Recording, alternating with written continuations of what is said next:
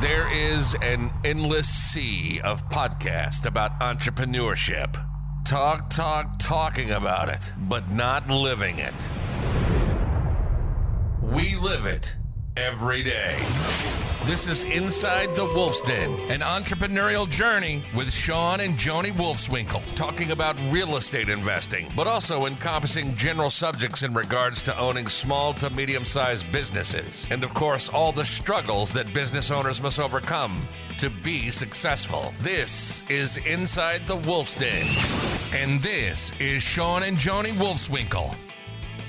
Welcome back to Inside the Wolf's Den with your hosts, Sean and Joni Wolfswinkel. Today we have a special guest with us, Charlie Kriegel. Hey, Charlie, how are you doing?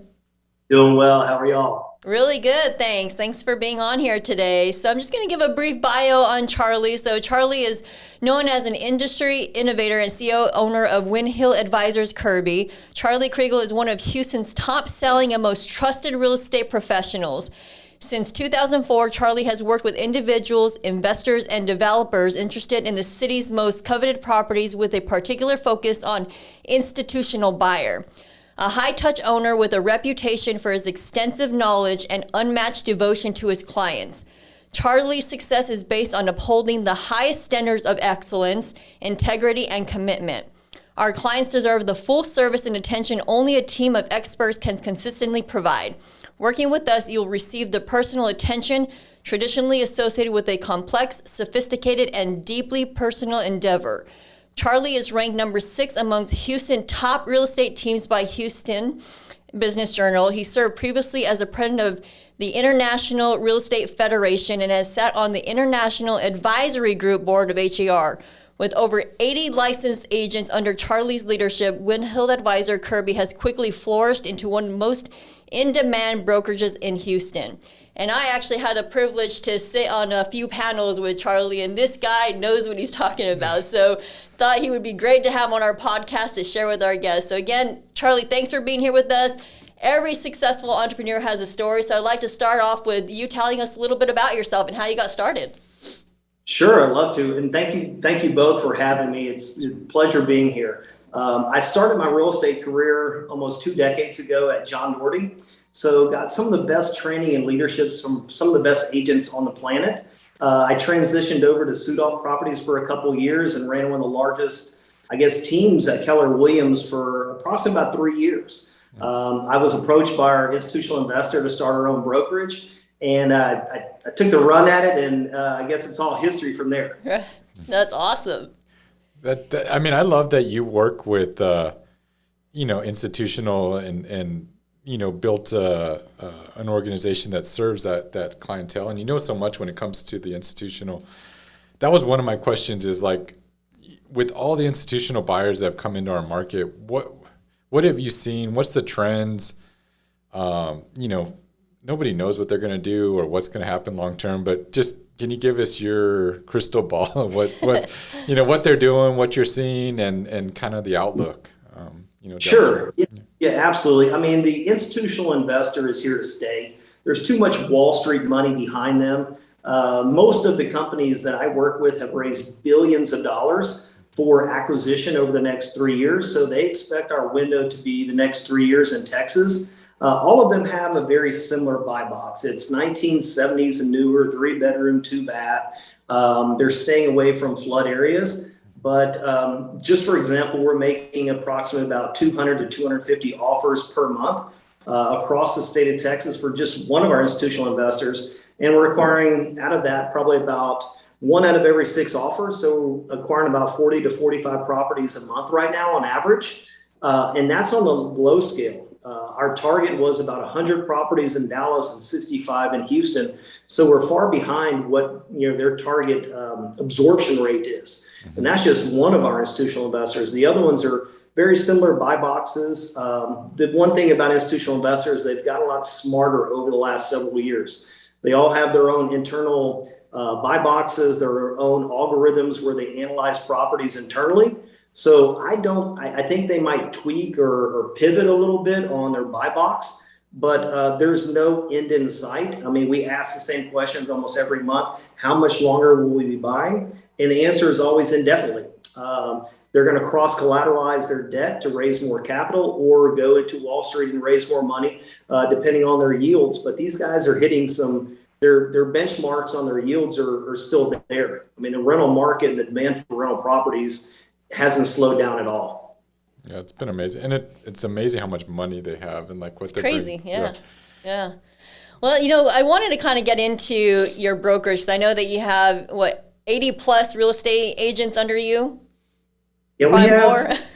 We have about 80 plus agents here in Houston, and I opened up an office in Dallas. We have about 20 or so. So we're just over, say, 100 total agents in WinHill between our Houston and our Dallas branches. That's amazing. And I want to just kind of go into what goes into building a successful brokerage like that? Great question. I wish I had a simple answer for you, but it's a lot of trial and error. It definitely is the people that you have there, but you have to create a culture within your company to provide opportunities. You have to have the training and technology to allow them to step out of their comfort zone and advance their career. So it's a combination of a lot, but I think more than anything else is building a culture where everybody's going in the same direction, where not everybody's on a boat and they're all rowing in opposite directions. It's really just the technology that you have now at your disposal. The leadership and culture are probably the three biggest things for us. Did you always envision that you'd be running that large of a brokerage, or is that how you started? Did you envision that long term, or did it kind of just go and build as you went? Did you have any stumbling blocks along the way that you would want to share that maybe a listener that's maybe has that same ambitions or just running a business that could learn from? And then another great question. Yeah, it was a lot of stumbling blocks, a lot of failure, to be completely honest with you. The first 3 or 4 years, more failures than we had successes. I finally hired a coach, and he literally made me throw the playbook out the window and start from ground up. It's providing a solid infrastructure or foundation, because we would build to 100 plus agents and it would kind of tip over. And we just really didn't have our systems in tow. So we had to kind of scrape everything else, build systems to where anybody could come in and plug into our system and learn. But yeah, I would say if anyone out there that's looking to build a brokerage, slow and steady is probably the best plan. Make sure you have your systems in place and you understand your vision and your mission statement and follow that guideline. And then also my only thing that I think I'm very successful is because of the coaches and people I surrounded myself with. There wasn't a question. There wasn't something that someone else hasn't experienced and how to deal with those type of problems, because problems always come up in real estate brokerages, always. So just having a playbook or someone else that's very successful and leaning on them was key for me to get over that hump. What I always think about brokerages is it's in that large, it's got to be difficult because it's not, we have 50 some employees, but they all work for us and I'm not a dictator where like, I'm going to go in and you do what I say, but I mean like you're managing a ton of entrepreneurs really, right? I mean, they're independent sales agents for the most part on depending on where they are in your company and stuff. But what's that dynamic like trying to, like you said, control the reins or making sure your company and the culture and the motto is all going the same when you got a bunch of entrepreneurs? Yeah, absolutely. It's an ongoing challenge, just to make sure that everybody's mindset and they're all, like you said, going in the right direction and making sure that your name isn't being drugged through the mud by that agent. Right. But I think what I do differently than most is I develop a business plan for each individual agent, and every business plan is different from the next. And I really track their goals and their successes, because I know every lead that comes into my system, I know exactly how much that's costing me per day. So kind of taking that mentality and building a business plan, depending on what they want to specialize in, it's night and day different from each individual, and just making sure they stick through that. And then I also just poke holes in their business plan so they know the roadblocks or hurdles that they're going to have to overcome, and just making sure that we follow up with them and make sure they stick to their business plan fully. That's great. I mean, the more you help them be successful, The more you're, absolutely. And so I think that's awesome. Yeah. Giver's gain for sure. Yeah. So, I mean, you run a lot of their sales. So it's really a sales organization. Mm-hmm. So you got to have a ton of insight, when it comes to sales and building a good sales team and all that. Do you have any words of advice as far as when it comes to that? Yeah, it really depends on what your niche is or which direction. But I think the first thing for any individual that's looking to build a team is you have to first start off with a CRM system. And there's a million of them out there, but you're never going to be able to scale your business unless you have some type of sales funnel or something to follow up with those individuals. Doesn't matter how much money you spend, how beautiful your advertisements are, unless you have a CRM system for a sales funnel and a system for the follow-up, that's the first key for anyone, is to be able to build a CRM system so they can track their success year over year and figure out what works for them, what's not working, and then how to tweak or pivot as the market changes. Right. That's awesome. Yeah. I mean, and it's simple. It sounds so, but straightforward, but you'd be surprised how many people trying to run sales and they're just like, oh, I got it in I'll remember to follow up, but no, you won't, But yeah. And we've revamped our CRM within our organizations, 3 or 4 times and improved on it. And you're right. Like you said, you got to know to the penny, what spend is working, and we got Brett and Kevin that really helped us in our organization really dial down to the penny, like what's working, Google, postcards, all our different avenues and what it was costing us and what that lead cost and when we close something, and so you really know, okay, do I need to pivot like you said, or do I need to change something, and what's working, what's not? And I think that's crucial as you're scaling a company. Yeah, and also being able to hold them accountable as well, right? If you don't have a CRM, like you don't know what they're doing, it's hard for you to be able to coach them and train them if you don't know what they're doing. I know a lot of CRMs out there, you can record their calls and listen. I know we used to listen to all of our salespeople's calls just to, because they have bad habits. They go back to, maybe the old way of what they were doing, and it's not working for them. And so I think it's important. Yeah, we train a lot on script training and CRM follow-up and sales funnels. But at the end of the day, it still is a person-to-person relationship. Mm-hmm.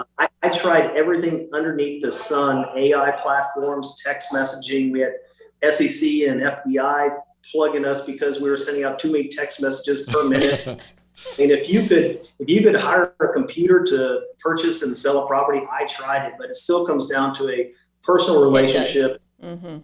Yeah, I agree with you. And I like, that was one of my points I wanted to bring up with you, is that from all my interactions with you, it seems like you're very customer-centric and customer-focused and really finding out what your customer wants and servicing them, at their needs and really providing that extra layer of service. And you're saying it, a lot of the times it's a phone call, right? Or a meeting with them, or, face-to-face, what people would call old school, I guess. Is that correct? Or? Oh, yeah. Oh, absolutely. I mean, it's most of my institutional investors, it's not over-promising and under-delivering. You can promise them, I'm going to get you X amount of properties, but the market is going to dictate that. So constant communication and just doing what you say you're going to do, the same principles as a handshake or, a follow-up call, that still goes the longest way. Thank you cards. I mean, you wouldn't believe what a simple handwritten thank you card will do for clients. And it's just the oldest principles are still tried and true. Mm-hmm. Yeah. And with something we've done in our management companies is we went back to hiring customer service advisors, but and they just proactively reach out, a phone call. And I know people try to automate it and, emails and all that stuff, but some people just want to just to hear from somebody. Right. So. Yeah, absolutely. It's impressive, Charlie, like what you've done with your organization and your team, because with agents, I mean, it's hard to, get them all going in the same direction. So it just shows that you have great leadership skills and you're able to lead your team in the right direction, because that's not an easy task at all with agents. So congratulations on that. Yeah. Thank you. Thank you. Yeah. Do you have any leadership advice or books that have really helped you, or has it more been the mentorship along the way? You know what? I've got a couple amazing books to recommend, especially anyone that's in real estate. If you haven't read Ninja Selling, it really gives you basically an outline on how to be successful. Talks about different clients and their personalities and how to handle it. Another one is Never Split the Difference. It was written by a CIA negotiator. That just really helps you with your conversation on how to pause, how to have conversation, how to ask the right questions. And then my favorite book that I've read probably or audible like 3 times in a row is David Goggins. You Can't Hurt Me. That's all about mindset. And I think the mindset is still by far the most important thing for us. If you don't have the right mindset, doesn't matter what your skill set is, doesn't matter what time you wake up during the day. If you're putting off that negative energy and negative flow, that's what you're going to get back in your career, in your life, in your relationships. So David Goggins would be my number one book. If you can't get motivated by that guy, something's wrong with you. Yeah. All those are actually really good. We've read most of them. Yeah. So we off camera we'll tell you a good story about what happened with one of his books that happened to me. But it was I agree with you 100%. Those are great books. I've never read it was Ninja Selling, right? Ninja Selling. It was by one of the top brokers in the nation, but it literally will break down exactly how you need to handle a buyer or a seller. I mean, it's probably one of our foundation pieces. I teach on it, at least one segment of it, at least twice a month. So if you haven't read Ninja Selling, it is definitely a highly recommended one for me. That's awesome. What's it like working with the institutional buyers? What's the difference between working with them and working with, like a traditional agent, just working with an investor, single investor, or a homeowner? Just curious.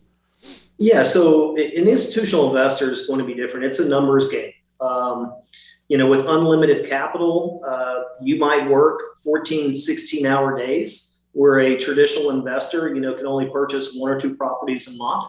Institutional guys have unlimited capital. So whatever fits inside that buy box, we purchase, whether it's on market or off market. So the barrier to entry on those is a little bit larger. And then your time management has to be impeccable. You have to be up before the sun rises. You have to be willing to work till almost midnight some nights and turn right back around and be up at 5 o'clock evaluating properties again. It is not an easy game. It is a grind, but the payoff is exponentially larger than working with a localized investor. Wow, very cool.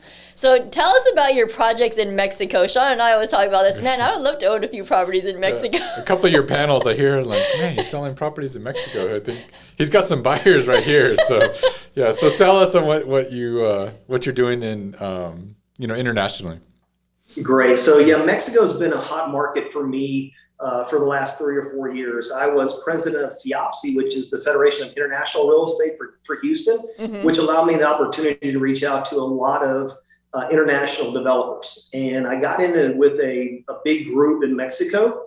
And so we're selling new construction condos all the way from Cancun down to Tulum. And we just opened up Quivira in Cabo. Wow. So these new construction are most all mid-rises. So they're going to have the same amenities as a mid-rise here in Houston will have. They'll have your commercial shops at the bottom. You'll have either a personalized pool or a rooftop style pool and bar. Just depends on your price points. And the one that we purchased was only $74,000. That was turnkey with furniture and everything. Wow. That was an efficiency unit. So and our return on our investment there is exponentially better than anything we purchased here in Houston. Those prices go all the way up to almost $1 million, just depending on how exclusive you want it. If you want it in the jungles, if you want it close to a Zona Rosa, which is the main strip, it just really depends on your price point, amenities, and if you want, 3-bedroom, 2-bedroom efficiency. But all of these are handled in-house, so everything is turnkey. You don't have to You can either Airbnb it out yourself, or we always have an in-person management team that handles that entire investment from what we like to say soup to nuts. Wow. That's awesome. Very cool. Yeah, well, you're going to have to send us some of your listings afterwards. And yeah, we would love to check that out and see, especially either the Cabo or the ones in Cancun. Yeah, absolutely. Very cool. Vanessa and I are looking to get down to Mexico here shortly. So I'll send you a couple of dates and see if maybe you guys want to come down there. That'd be fun. It's a blast because we have our own concierge that takes us around, will show us the properties. She takes you all to little mom and pop, little locations where all the locals know. So it's just a really cool experience working with brokers down there that live down there, operate down there, know all the hidden gems. So it really is kind of a VIP experience when we set up a buyer down there in Mexico. That's cool. Great. Yeah, we'll have all your information on the show notes as well, so that way, guests can get a hold of you if they're interested in your Mexico properties as well. But, one question we always ask our guests is, what's your next? So what's your next, Charlie? Wow, that's a very loaded question. Maybe 5 years, 10 years down the road?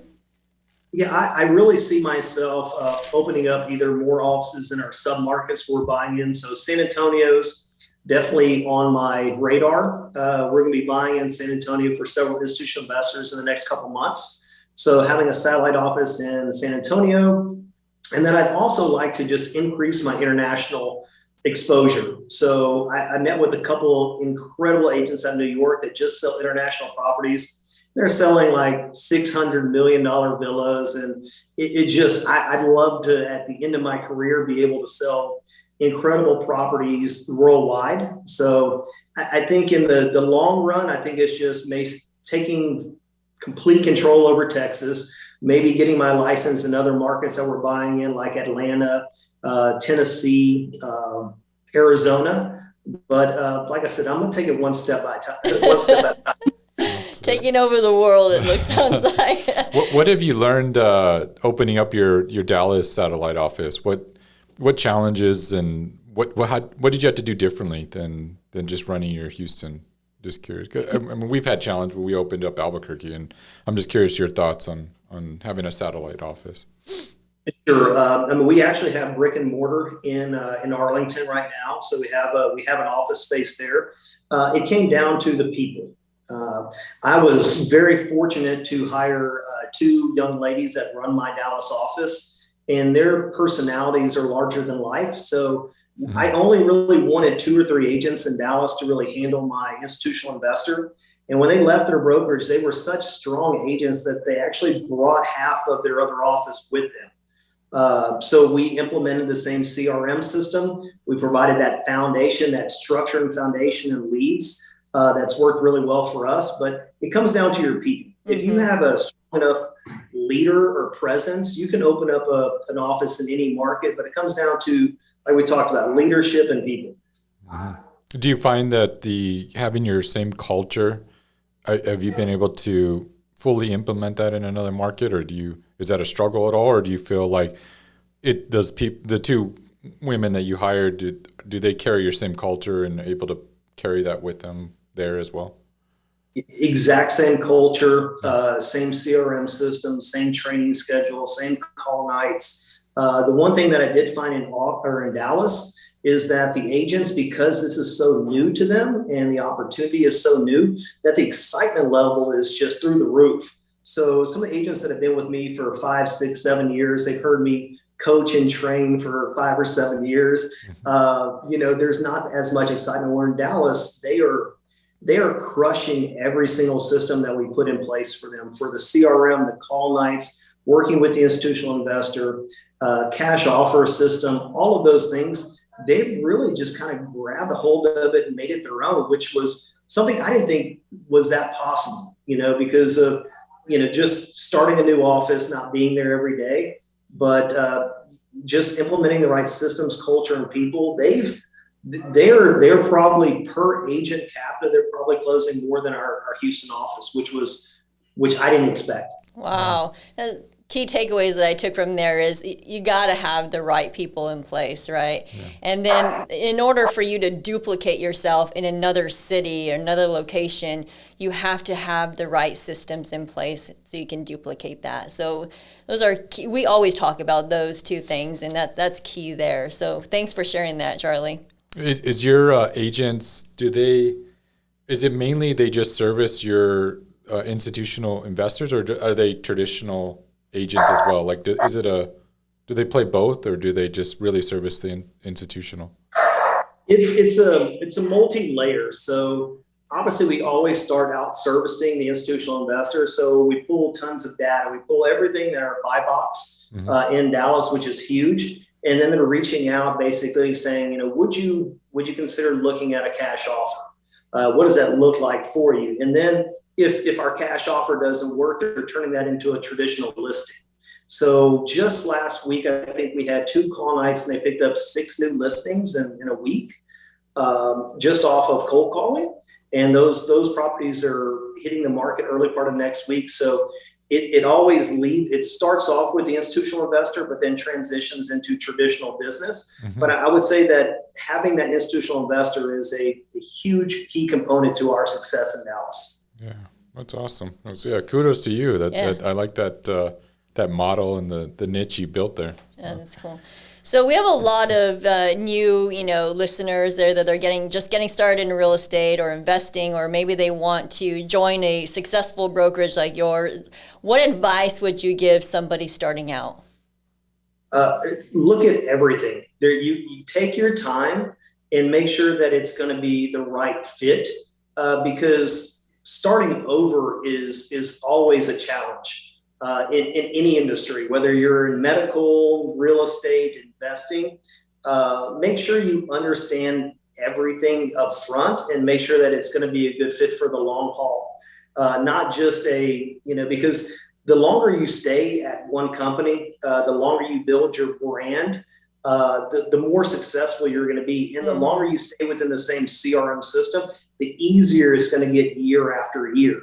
So anybody that's looking to start investing, make sure that you're doing your due diligence and research. There's so many investment networking groups. There's so many people out there in that space. And if you're looking to either join a brokerage or open up a brokerage or just shop, make sure that you look at everything and just make sure that it's the right fit based on where your goals align with either the broker, the owner, the support group.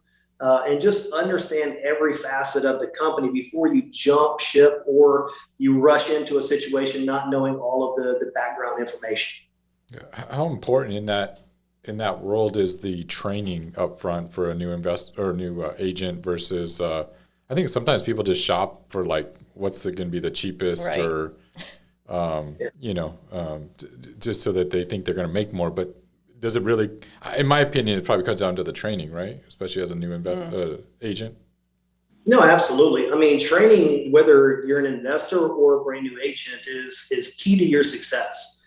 And most brokerages will, charge you for training. Right now, there's so much free information out there from either title companies, professionals, coaches. There's just a ton of information out there. So whether you're a brand new investor and you're just starting out with bigger pockets to learn just the mediocre stuff, or you're looking to join a brokerage, you just have to understand where the track record is of the person giving the coaching to, because there's a lot of bad information being put out there for investors or agents in general. So I would say that in any company, training has to be a key component to keeping and maintaining your clients or your agents. So 100% agree with you. Yeah. And what's realistic for for an agent that just got their license, say they go to your firm and you see potential in them and they think that it's a good fit for to join your brokerage. How long does it take to see success on average? And, do you have these statistics? Like what's an average agent just starting out, Absolutely. If an agent's going to come in with me, we really require them to have, at least 100 contacts. So The first week, all they're doing is uploading their personal contacts into their CRM. They're basically watching videos on their CRM. The next week, I go over their business plan and implement that. And I've had agents that have come in and that, are very driven, that they're already making their first commission check in the first 45 days. I've also had agents that have tons of talent, but just didn't have the right, mindset, or they just didn't operate their time very well. And it took them 3 or 4 months to get going. But it all really depends on, how well you balance your schedule and your time, your mindset, and then just making sure that you're implementing. Because most people practice, but they never start. So I'd rather have them fail a ton of times by starting instead of waiting until they feel like they have everything figured out. So we really throw our agents into the fire, so to speak, with because I'll go on appointments with them until they feel comfortable. I'll meet with buyers, I'll meet with sellers. But it's just getting them comfortable or outside of their comfort level to start making phone calls and driving that business. If an agent doesn't have 100 contacts, it's really difficult for me to really see them having a huge success off the bat. But we can work within that as long as they have the right mindset. But I would say an agent with me, if they come on board within about 45 to 50 days, they should have at least 1 property under contract with our resources. Yeah. Wow, that's huge. You spend a lot of time with them. Wow, no wonder why you're so busy. That's great. So, yeah, I mean, how can people get a hold of you? How can, if they're interested in maybe making a change in a brokerage or just want to find out more information about you, how can they get a hold of you? Yeah. Oh, thank you. You can easily go to WinHill.Advisors-Kirby.com. You can call our office. You can find us on Google. My personal cell is 832-496-2614. I encourage you just to shoot me a text message because my days get pretty hectic. But if you have any questions about, investing in real estate, what it's going to take for you to reach your financial goals, either in investing or as an agent, I'm an open book. I'll give you too much information to make your head spin. I'm not trying to, there's no secrets. Yeah. Business. That's what we appreciate about you, and hey guys, he just gave out his personal cell phone. So that's somebody that lives it and breathes it every day. Yeah. So that's awesome. So thank you. Awesome. Well, Charlie, it has been a pleasure to have you inside the Wolf's Den today. And if there is anything that we can do for you, just don't hesitate to ask.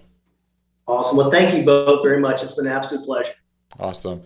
So we'll see you all next week, and take care. See ya. You've been listening to Inside the Wolf's Den, an entrepreneurial journey with Sean and Joni Wolfswinkle. Tons of entrepreneurial podcasts are out there. Talking. But Joni and Sean are living it every single day. Their portfolio now includes many franchises and medium-sized businesses. We talk about the trials and motivators of successfully running a business. Join us again soon for another podcast. But until then, reach out on the website at InsideTheWolfsDen.com, on Facebook at Inside the Wolf's Den, on Instagram at Inside the Wolf Den. We'll see you again soon. This is Inside the Wolf's Den. We'll see you next time.